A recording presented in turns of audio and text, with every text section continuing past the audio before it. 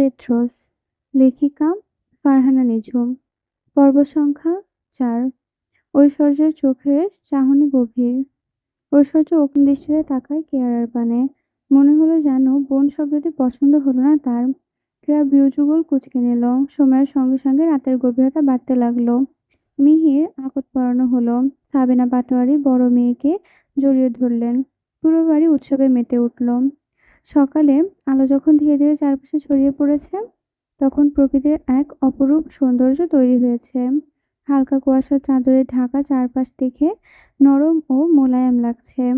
সূর্যের প্রথম কিরণগুলো গাছের পাতায়, ঘাসের ফোঁটা আর ফুলের পাপড়ি এসে পড়েছে, যেন সেগুলো সোনালি আলোয় ঝলমল করছে। পাখিরা শুধু দিনেই গান গাইতে শুরু করে। তাদের গুঞ্জন যেন প্রকৃতির এক অপরূপ সুর। চারপাশের বাতাসে এক ধরনের সতেজতা, যা গ্রীষ্মের পরশ কিংবা শীতের শীতলতার মিশ্রণে ভরা। দূরের নদীর হালকা কলকল শব্দ আর গাছের পাতায় বাতাসের মৃদু দোলা এক শান্ত ও নিরিবিলি পরিবেশ সৃষ্টি করেছে। এখানকার বাতাসে নতুন প্রাণের সঞ্চয় করে। সকালে এই মুগ্ধকরণ পরিবেশটি যেন নতুন দিনের নতুন কিছুর সূচনা করেছে। ঘুম থেকে উঠে ব্যালকনিতে গিয়ে এই মনোরম দৃশ্য মুগ্ধ চোখে তাকিয়ে দেখছে ঐশ্বর্য। বছরখানেক আগেও এমনভাবে ভোরে উঠে এই স্নিগ্ধ সকাল অনুভব করত সে। কিন্তু এখন তার পাশে না আছে বাবা, না আছে মা। ঐশ্বর্য হেসে উঠল। অদ্ভুত সেই হাসি। সেই হাসিতে মিছে আছে তাচ্ছিল্য। ড্রয়িং রুমে বসে আছে শহীদ এবং তার পাশের জায়গাটুকু দখল করেছে রুদ্র। সকালের ব্রেকফাস্ট তৈরি করেছে বাড়ির কাজের লোক রূপা। নিকি সবে ঘুম থেকে উঠেছে। সে কি ব্যস্ত নিজের ভাইকে নিয়ে। ভাই কি খাবে আর কি খাবে না, কোনো সমস্যা আছে কিনা এসব নিয়েই সে ব্যস্ততায় কাটাচ্ছে সময়। এত কিছুর মধ্যে বিরক্ত প্রকাশ করছে আফসানা। তার মোটেও পছন্দ হয়নি ঐশ্বর্যের এখানে আসাটা। আচ্ছা, কোন স্ত্রী তার প্রাক্তন স্ত্রীর সন্তানকে পছন্দ করে? আফসানার ক্ষেত্রেও তাই হলো। নিকি শোন। নিকি টেবিলে খাবার সাজাচ্ছিল। ভাইয়ের ডাক শুনে এগিয়ে গেল। ঐশ্বর্য হাত বাড়িয়ে নিকিকে আগলে নিল। আলতো করে সোফার উপর বসিয়ে নিজেও পাশে বসলো। কি হয়েছে ভাইয়া? This is for you. Aishwarya ছোট একটি বক্স এগিয়ে দিল নিকির দিকে। নিকি সেটা খুলে চমকে উঠল। ভেতরে কি সুন্দর একজোড়া ডায়মন্ড ইয়াররিং। ভাইয়া, এটা আমার জন্য? ঐশ্বর্য ফিচেল হাসলো। বার্থডে গিফট, খুশি তো? নিকি চাপড়ে ধরলো ঐশ্বর্যকে। সত্যি খুব খুশি, কিন্তু তার থেকেও বেশি খুশি হয়েছে তুমি এখানে এসেছো বলে। ঐশ্বর্য আলতোভাবে নিকিকে চুল হাত রাখলো। তাৎক্ষণিক গম্ভীর স্বরে আফসানা ডেকে উঠল, নিকি, খেতে এসো। নিকিকে ছেড়ে দিল ঐশ্বর্য। উঠে দাঁড়ালো সে। নিকি মলির মুখে ঐশ্বর্যের দিকে এক নজর দেখলো। ঐশ্বর্য বাড়ির দিকে চলে গেল। বাগানে পা রাখতেই প্রথমে চোখে পড়ল এক শান্ত স্নিগ্ধ পরিবেশ। চারিপাশে শিশিরের ফোঁটা জমে আছে ঘাসের উপর। সূর্যের কোমল আলো সেগুলো পড়ে ছোট ছোট মুক্তোর মতো ঝিরঝির করছে। ফুলগুলোতে সেই শিশিরের ফোঁটা যেন আরো সুন্দর করে তোলে তাদের। পাখিরা ঘুম থেকে জেগে কিচিরমিচির আওয়াজ করছে। গাছের ডালপালা দুলছে হালকা। কিছু প্রজাতির ফুল ফুটেছে। ঐশ্বর্য দুপা এগিয়ে গেল। সামনের বড় গাছটা মৌমাছির মধু সংগ্রহে ব্যস্ত। মাটির হালকা গন্ধ যেন প্রকৃতির এক ভিন্ন রূপ সৃষ্টি করছে। সব মিলিয়ে সকালের বাগানের সৌন্দর্য যেন এক স্বর্গীয় অনুভূতি এনে দিচ্ছে এই মুহূর্তে। পাশে রাখা চেয়ারে আনমনে বসে আছে কেয়া। হেই! ঐশ্বর্যকে দেখে ডান হাত তাকালো কেয়া। ঐশ্বর্য গিয়ে কেয়ার পাশে বসলো। এভাবে বসে আছিস কেন, কি হয়েছে? কেয়া চাপা দীর্ঘশ্বাস ফেলল। এখানে কেউই সে চেনে না। তারপর ওপর থেকে তার সাথে কেমন কথাও বলেনি। কেমন অদ্ভুত লাগছে কেয়ার কাছে। একবারের জন্য মনে হচ্ছে এখানে না আসলেই হতো। ভালো লাগছে না রিক। ঐশ্বর্যের কপালে ভাঁজ পড়ল। যে মেয়ে একদিন আগ পর্যন্ত বাংলাদেশে কি কি করবে, কোথায় ঘুরবে সেগুলো ভাবতে ভাবতে শেষ হয়ে যাচ্ছিল, আজ সে কিনা ভাবতে ভালো লাগছে না। কেয়া, কি হয়েছে বল আমাকে। রিক এখানে তোর পরিচিত, কিন্তু আমি আমি কাউকে চিনি না। আমার সাথে কেউ তেমন করে কথাও বলছে না। হাই হ্যালো, ব্যাস এটুকুই। ঐশ্বর্য বেশ বুঝতে পারছে কেয়ার দিকটা। সত্যিই তো, সে তেমনভাবে পরিচয় করিয়ে দেয়নি। জিশান তো আগে থেকেই চেনে সবাইকে। দুজনে একসাথে বড় হয়েছে। জার্মানিতে দুজন একসাথে গিয়েছে। কেয়া, তুই প্লিজ। ওদের কথাবার্তার মাধ্যমেই কিছু একটা ঠাস করে পড়ার শব্দ শুনতে পেল। কেয়া আশেপাশে তাকিয়ে বলল, রিক, কিছু একটা পড়েছে মনে হচ্ছে। হ্যাঁ, ঠিকই শুনলাম, চল দেখি। ঐশ্বর্য আর কেয়া দুজন ভেতরের দিকে গেল। বড় আম গাছের নিচে হাত পা ছড়িয়ে বসে আছে উষা। ঐশ্বর্য সেদিকে তাকিয়ে ভ্রু যুগল কুঁচকে নিল। কেয়া উষাকে এমন অবস্থায় দেখে এগিয়ে এলো। উষা, তুমি এখানে? উষার দিকে হাত বাড়িয়ে দিল কেয়া। উষা উঠে দাঁড়ালো। জামায় ধুলোবালি ঝেলে বলল, আসলে আমি গাছে উঠেছিলাম। এই যে আম। উষা নিচে অবহেলায় পড়ে থাকা আমগুলোর দিকে ইশারা করলো। ঐশ্বর্য দুহাত পকেটে পুরে টান টান হয়ে দাঁড়ালো। আচ্ছা, তাহলে আমাদের বাগান থেকে আম চুরি করছো? উষা ব্যস্ত কণ্ঠে আওড়ালো, না না, চুরি করিনি, সত্যি বলছি। ঐশ্বর্য ডান ভ্রু উঁচু করলো। আচ্ছা, তাই বুঝি। তাহলে এই আমগুলো আকাশ থেকে পড়েছে? দেখে তো এখনো কাঁচা মনে হচ্ছে। এত সহজে গাছ থেকে পড়বেও না। উষা মাথা নিচু করে দাঁড়িয়ে আছে। ইস, সে তো চুরি করেনি। কান ধরো। উষা ঈর্ষ চমকে উঠল। সময়টা ছিল বহু বছর আগে। রোদে ঝলমল করা একটি দিন বাগানে বড় আম গাছের মগডালে বসেছিল উষা। পরনে তার কলাপাতা রঙের ফ্রক। বয়স কত হবে? সে ৫ কি ৬। সেদিনও উষা ছোট করে আম খেতে যাচ্ছিল। হঠাৎ ঐশ্বর্যের আগমন ঘটে। রোজ, চিরচেনা কণ্ঠস্বর শুনে হাতের আম পড়ে গেল তার। চমকে তাকালো উষা। সাদা রঙের গেঞ্জি আর কালো প্যান্ট পরে দাঁড়িয়ে আছে ঐশ্বর্য। ভাইয়া তুমি? দস্যি মেয়ে একটা। কত সাহস হলো কি করে গাছে উঠে আম চুরি করিস? উষা ফ্যাল ফ্যাল করে তাকিয়ে রইল তাৎক্ষণিকভাবে। সে চুরি করেনি। তার তো একটু খেতে ইচ্ছে করছিল, তাই নিয়েছে। উষা কিছু বলতে গিয়েও ঘটল আপত্তি। ঠাস করে গাছ থেকে পড়ে গেল। ঐশ্বর্য এগিয়ে এসে দাঁড় করালো তাকে। অতঃপর শাস্তিস্বরূপ কান ধরতে বলল। কি বললাম শুনতে পেলে না? ঐশ্বর্য গম্ভীর স্বর কথা বলায় বাস্তবে টানপোড়েন হলো উষার। আচ্ছা, ঐশ্বর্য এখন থেকে কান ধরতে বলো, এগুলো কি ঐশ্বর্য ছোটবেলায় দেওয়া শাস্তি? আচ্ছা, ঐশ্বর্য সবকিছু মনে আছে তো? উষা পিটপিট চোখ করে তাকিয়ে আছে ঐশ্বর্যের মুখের পানে। এখন আমি বড় হয়ে গেছি, কি করে কান ধরবো? ঐশ্বর্য শুনল না। এবার পকেট থেকে দুহাত সরিয়ে বুকে গুজে দাঁড়ালো। বড় হয়েছে শরীরে, বুদ্ধিতে এখনো বোকা। চুরি করার অভ্যাস এখনো যায়নি। কিঞ্চিত লজ্জা অনুভব করলো উষা। কেউ অবাক দৃষ্টিতে তাকিয়ে আছে দুজনের দিকে। কান ধরো। ঐশ্বর্য ধমক। লজ্জায় ভয় দুটো একসঙ্গে চেপে ধরেছে উষাকে। আর কিছু না পেয়ে কান ধরে দাঁড়ালো উষা। গোল গোল মুখটি বেশ লাগছে তাকে। ফোলা ফোলা গাল দুটো। কেয়া এগিয়ে এসে গাল টেনে দিল। So cute. উষার গালে হাত ছোঁয়ালো। ঐশ্বর্যের দিকে তাকিয়ে মিনমিন গলায় বলল, আমগুলো তো আপনাদের জন্যই নিচ্ছিলাম। ভেবেছিলাম কাঁচা আমের ভর্তা করে দেবো। আপনারা তো এতদিন ছিলেন না, নিশ্চয়ই এসব মিস করেছেন। কেয়া বেশ আগ্রহ নিয়ে শুধালো, তুমি নিজে বানাবে? হুম। এই রে, ছাড় কিউট গালটাকে। ও বরং আমাদের জন্য কি যেন বললো? আমের ভর্তা। হ্যাঁ, আমের ভর্তা বানিয়ে দিক। ঐশ্বর্য আর কিছু বলল না, স্থান ত্যাগ করলো। বাড়ির ভেতর যেতেই উষা হাত টেনে ধরল কেয়া। কি হলো, মন খারাপ করলে বুঝি? উষা মলিন মুখে আওড়ালো। ঐশ্বর্য ভাই একটু বদলায়নি, সে আগের মতো যখন তখন বকা দেয়। কেয়ার কি যেন হলো, সে আচমকা খিলখিল করে হেসে উঠল। চোখের প্রথম ভাগ হয়ে শেষ ভাগ পর্যন্ত কাজল টেনে গেল। মুখশ্রীর জোড়ায় মায়া ছড়াছড়ি। গোলাপি অধর দুটো বারবার প্রসারিত হচ্ছে। পরনের লাল সালোয়ার স্যুট বেশ মানিয়েছে। পায়ের নূপুরগুলো হাঁটার সাথে সাথে তাল মিলিয়ে ছন্দ মেলাচ্ছে। দু হাতের সাহায্যে চুলগুলো খোঁপা করে নিয়েছে উষা। নিকি ও উষা দুজন মিলে ভর্তা বানাচ্ছে। কেয়া ওদের রেসিপি দেখছে। তার কাছে বেশ ভালোই লাগছে। এতক্ষণ মন খারাপ থাকলেও এখন বেশ ভালো লাগছে। এই যে উষা কেমন করে তাদের সাথে মিশে গেল। নিকিও পাল্লা দিয়ে আড্ডা দিচ্ছে। হাতে হাতে কাজ করছে দুজনে। সোফায় বেশ আরাম করে বসলো ঐশ্বর্য। সেই কখন থেকে উষাকে জহুরি চোখে পরখ করছে সে। ঐশ্বর্যের শিরদাঁড়ায় বেয়ে গড়িয়ে পড়ল শীতল রক্তস্রোত। জিসান বেশ গভীরভাবে ব্যাপারটা লক্ষ্য করছে। ঐশ্বর্যের এই অদ্ভুত চাহনির দৃষ্টি এড়াতে পারল না তার। অতঃপর নিজের জানান আগ্রহ দমিয়ে রাখতে না পেরে বলেই ফেলল, ব্রো, ব্যাপার কি? হুম। সে কখন থেকে দেখছি, ঘুরে ঘুরে দেখছিস? ঐশ্বর্য সেন্টার টেবিলের ওপর থেকে জুসের গ্লাস তুলে নিল। Something something. জিসান রীতিমতো নির্বাক। এই ছেলে বলে কি? এখানেও তার সামথিং সামথিং। ঐশ্বর্য বরাবরই বাইরের দেশে বড় হয়েছে। ২৮ বছর বয়সী এই পুরুষ নারীদের সান্নিধ্য চাইছে, এটা স্বাভাবিক। ঐশ্বর্য ঠিক তাই। তবে এবার তার অনুভূতি খুবই স্নিগ্ধ। অদ্ভুত ভালো লাগা ছেয়ে যাচ্ছে হৃদয় জুড়ে। Shameless man. জিসান তিরিক্ষির মেজাজে বাক্যটি অধরে আনে বাক্যের সাথে হেসে ফেলল ঐশ্বর্য। গোধূলি সন্ধ্যায় পশ্চিম আকাশে ঢলে পড়েছে সূর্যিমামা। ধরণী হয়ে উঠেছে আরক্তি মৃদু হাওয়া বইছে। ছাদে উঠেছে উষা। তাৎক্ষণিক কর্ণ স্পর্শ করে নিকির কণ্ঠস্বর, "উষা, নিচে আয়।" উষা তড়িৎভাবে নিচে ছুটে গেল। টেবিলের ওপর রাখা আছে ট্রে। ঐশ্বর্য সে কখন ব্ল্যাক কফি চেয়েছে। মূলত নিকি যেত, কিন্তু সে চাইছে উষা যাক। কেয়ার কাছে শুনেছে সকালে ঐশ্বর্য তাকে বকা দিয়েছে। সে কথা শুনে নিকি পেট চেপে হেসেছে। "আপু, কিছু বলবে?" উষাকে দেখে মনে হচ্ছে সে তাড়ায় আছে। হাতে তার ব্যাগ। "কি রে, ব্যাগ কেন হাতে?" নিকি প্রশ্নে মুচকি হাসল উষা। "আপু, সন্ধ্যা হয়েছে, ফিরতে হবে তো।"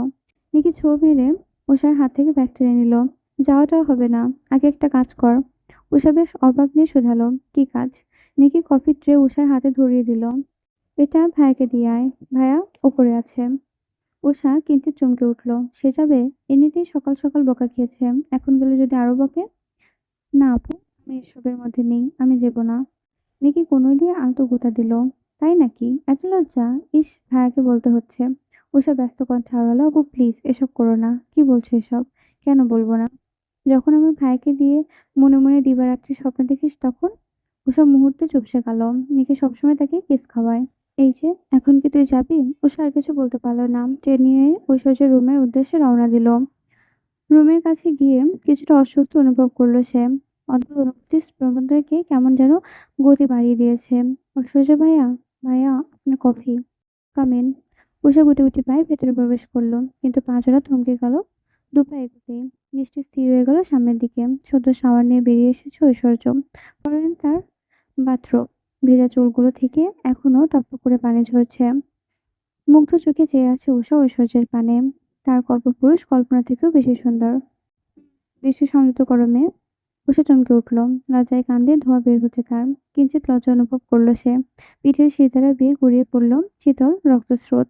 তাৎক্ষণিক সৃষ্টি হলো নীল উষা। "হ্যাঁ, আপনার কফি।" ঐশ্বর্য ইশারা করলো টেবিলে রেখে দিতে। উষা তাই করল। কিন্তু অভেদ্য চোখজোড়া বারবার ঐশ্বর্যের আর চোখে রেখে যাচ্ছে। উষা বের হতে গিয়েও পড়ল বিপদে। উষার নরম হাতজোড়া কারো হাতের বাঁধনে আটকে গেল। ঈষৎ চমকে উঠল উষা। উদগ্রীব হয়ে ঘাড় ফিরিয়ে দেখতে চাইল হাতের মালিককে। "ভাইয়া, এত সুন্দর হলে কি করে?" "কিছুটা অদ্ভুত ফিল করছি।" "হাত নরম কেন? একদম তুলার মতো।" উষা থমকালো, লজ্জায় নুয়ে গেল। ঐশ্বর্য ফিসে হাসল। উষা বড় সুন্দরী হয়েছে, এখন পূর্ণ যুবতী সে। ঐশ্বর্য ঘাবড়ে গেল। একটু ছুঁতে ইচ্ছে করল তার রোজকে। "ভাইয়া, হাত ছাড়ুন না।" ঐশ্বর্য হেসে ফেলল, ছেড়ে দিল উষার হাত। বুকে হাত গুজে দাঁড়ালো সে। "পায়ে এটা কি?" উষা নিজের পায়ের দিকে তাকালো। "এটা তো নূপুর।" ঐশ্বর্যকে চোখে তোম দিচ্ছে ইদানীং। আঁতকে উঠল উষা। "আপনি কি চোখে কম দেখছেন ভাইয়া?"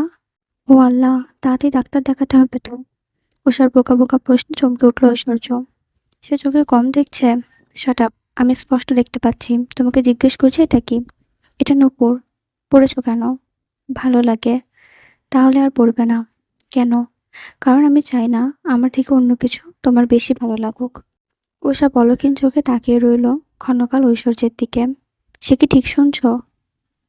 ঐশ্বর্য সত্যিই চায় না তার থেকে অন্য কিছু বেশি সুন্দর লাগুক?" "কি হলো? কি ভাবছো?" উষা এলোমেলো দৃষ্টি ফেলল এবং আওড়ালো, "পাটা খালি খালি লাগবে।" ঐশ্বর্য গম্ভীর স্বরে বলল, "ঠিক আছে, পড়তে পারবে, কিন্তু বেশি পছন্দ করা যাবে না।" উষা দুদিকে মাথা নাড়ালো। যদি এক পলক মাথা উঠিয়ে দেখত, তাহলে অবশ্যই দেখত ঐশ্বর্যের অকপটে লেপ্টে থাকা দুষ্ট হাসি। উষা নতমস্তকে বেরিয়ে গেল। বুকের ধড়ফড়ানি তীব্র থেকে তীব্র হচ্ছে। ঐশ্বর্য চায় না অন্য কিছু সে তার থেকে বেশি পছন্দ করুক। আচমকা হৃদয়জুড়ে ভালো লাগা ছেয়ে গেল। "কি ব্যাপার উষারানী, এত খুশি দেখাচ্ছে?" উষা খিলখিল করে হেসে উঠল। "কিছু না, আমার খুশিতে তোমার ভালো লাগছে না?" নিকি জিজ্ঞাসা দৃষ্টিতে তাকিয়ে থাকল। "তাই নাকি? কিছুক্ষণ আগ পর্যন্ত তুই ভাইয়ার রুম থেকে হাঁসফাঁস করছিলি, ভয়ে মুখ শুকিয়ে গেছিল। এখন এত হাসি হাসি ভাব?" উষা অস্বস্তিতে পড়ে গেল। "না মানে, ওই আর কি। আমাকে যেতে হবে।" উষা খুব দক্ষ হাতে এবং দক্ষের সঙ্গে এগিয়ে যেতে চাইল নিকিকে। তবে সেও ছাড়ার পাত্রী নয়। ঠিক ধরে ফেলল, হুম হুম, সবকিছু বুঝেছি। আমার ভাই মনেই জাদু। উষা পা বাড়ালো। যেতে যেতে পেছনে ফিরে তাকালো, খিলখিল করে হেসে বলল, তুমি আর তোমার ভাই দুজনেই পাগল। তৎক্ষণাৎ দৃষ্টি গেল দোতলার দিকে। রেলিং ধরে দাঁড়িয়ে আছে ঐশ্বর্য। ওঠার মুহূর্তে নিজের মুখ চেপে ধরল। হাসিটুকু মিলিয়ে গেল। এক প্রকার ছুটে বেরিয়ে গেল সে। রাতের প্রায় প্রহর। বাইরে বাগানের দিকে হেঁটে বেড়াচ্ছে নিকি। জ্যোৎস্নাস্নাত রাত। আকাশে রূপালি থালার ন্যায় চাঁদ উঠেছে।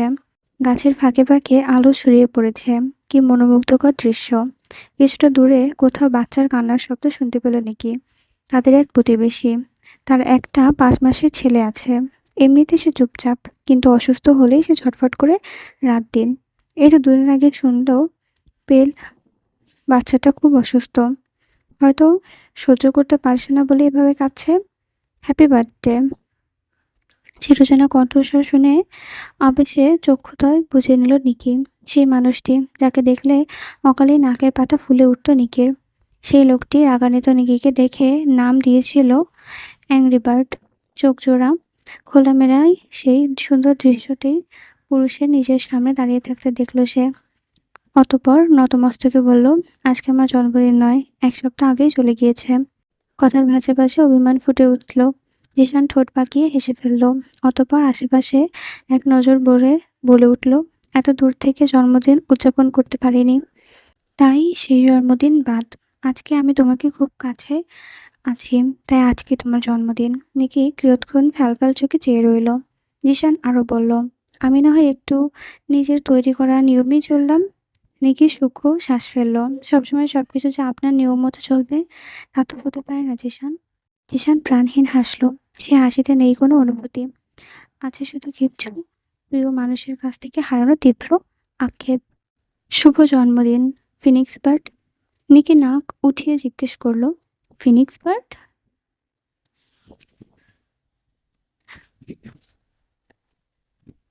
হ্যাঁ, আজকের জন্য আমার ফিনিক্স বার্ড তুমি।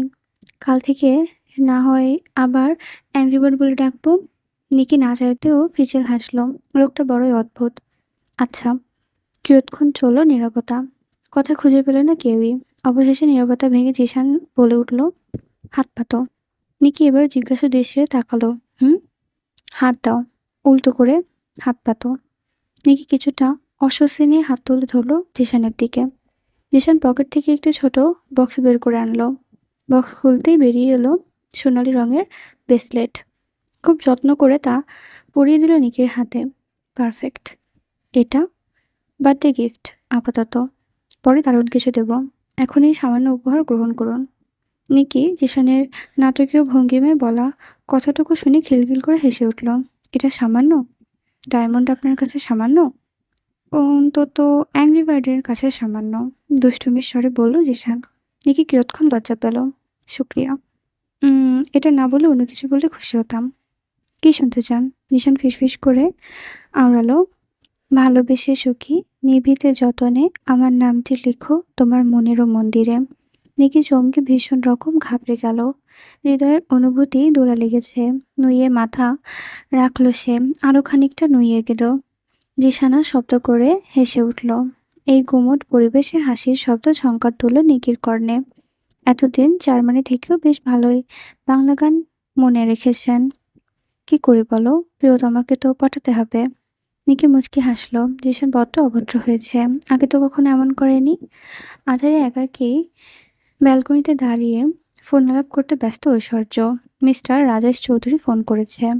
তিনি খুবই চিন্তায় আছেন ঐশ্বর্যকে নিয়ে। বোনের একমাত্র ছেলে বলে কথা। হ্যাঁ আঙ্কেল, আমি ঠিক আছি। প্লিজ তুমি চিন্তা করা বন্ধ করো। মিস্টার রাজেশ সোফাতে বসে নিজের ধাতস্থ করে বললেন, দেখো ঐশ্বর্য, তুমি জানো তুমি ঠিক কতটা গুরুত্বপূর্ণ আমার জন্য। তাই বলেছি নিজের খেয়াল রাখবে সবসময়। আমি কিন্তু কাউকে বিশ্বাস করি না। ঐশ্বর্য না চাইতেও হেসে ফেলল। এই মানুষটা তাকে নিয়ে কতটা চিন্তা ভাবনা করে একমাত্র সেই জানে। যেখানে তার মা বাবার চিন্তা করা উচিত ছিল, সেখানে তারা কেউ ঐশ্বর্যের পাশে নেই। আমি নিজের খেয়াল রাখবো আঙ্কেল। তুমি প্লিজ নিজের খেয়াল রেখো। তুমি এমনিতেই অসুস্থ, প্লিজ এত চিন্তা করো না। আরো কিছুক্ষণ দুজনের মধ্যে আলাপ আলোচনা চলল। পরন্ত বিকালে সূর্য ধীরে ধীরে গতিতে উত্তর পশ্চিমে আকাশের দিকে ঢলে পড়ল। মৃদু হাওয়ায় বইছে। বাগানের কাছে নতুন একটি মার্সিডিজ কার দাঁড়িয়ে আছে। জিশান, কেয়া, চল একটা সারপ্রাইজ আছে। কেয়া সবেমাত্র ঘুম থেকে উঠেছে, জিশানও মাত্র দোতলা থেকে নেমে এসেছে। কেয়া হামি তুলে বলল, কি সারপ্রাইজ? জিশান একই সুরে বলে উঠল, ইস ব্রো, কি সারপ্রাইজ বল না। ঐশ্বর্য জুতো জোড়া পায়ে নিয়ে সদর দরজার দিকে এগোতে এগোতে বলল, বাইরে আয়, তারপর দেখতে পাবি। কেয়া এবং জিশান দুজনে ঐশ্বর্যের অনুসরণ করে বাইরের দিকে এগিয়ে গেল। গেটের কাছে ব্ল্যাক মার্সিডিজ কার দেখে দুজনে চমকে উঠল। কেয়া বেশ আগ্রহ নিয়ে বলল, রিক, এটা কার? ঐশ্বর্য হেসে ফেলল। এটা কি আর মাঝে মাঝে বোকার মতো প্রশ্ন করে বসে? অবশ্য আমাদের।